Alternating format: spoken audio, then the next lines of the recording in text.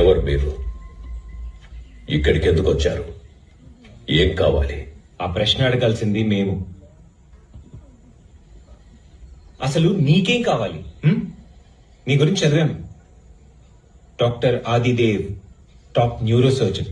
అలాంటి వాడివి అవన్నీ వదిలేసి ఇలా ఈ పాపం ఈ జనాలతో ఎందుకు ఆడుకుంటున్నావు? ఒక్కోసారి విషాదంలోంచి ఒక కారణం పుడుతుంది. ఆ కారణమే మన జీవిత గమ్యాన్ని నిర్దేశిస్తుంది.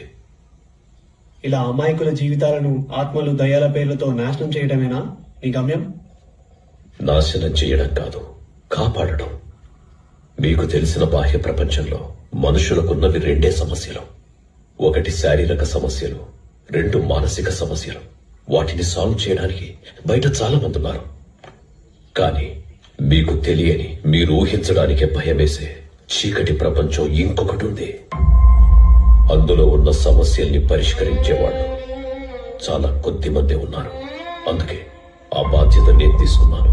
ఇంత చదువుకుని ఈ మూఢనమ్మకాల్ని జనాల్లో స్ప్రెడ్ చేయడానికి మీకు సిగ్గుగా లేదు?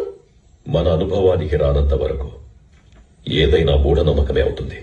మనకు అనుభవమైన మరుక్షణం అదే నమ్మకమవుతుంది. ఒకప్పుడు నేను కూడా మీకన్నా బలంగా వీటన్నిటిని వ్యతిరేకించిన వాడినే.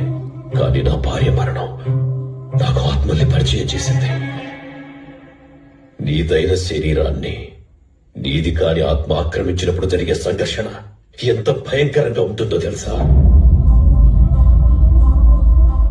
నీలోని నరనరం తెంపబడుతున్నట్టు, నిప్పుల కొలిమిలో నీ శరీరం కాలుతున్నట్టు, కొన్ని వందల విష సర్పాలు నీ శరీరాన్ని ఒక్కసారిగా కాటేస్తున్నట్టు, భరించలేని హోరుగాలి మెదడులో సుడులు తిరుగుతుంటే, రాత్రేదో పగలేదో అర్థం కాక, నీటికి నిప్పుకి తేడా తెలియక, మనిషిని జంతువుని పోల్చుకోలేక, భూమి ఆకాశాల సరిహద్దులు చెదిరిపోయి, ఆ సమస్య ఏమిటో ఎలా చెప్పుకోవాలో, ఎవరికి చెప్పుకోవాలో కూడా అర్థం కాని ఉన్మత్త స్థితిలో ఉండిపోయి సహాయం కోసం నా దగ్గరికి వస్తున్నా ఈ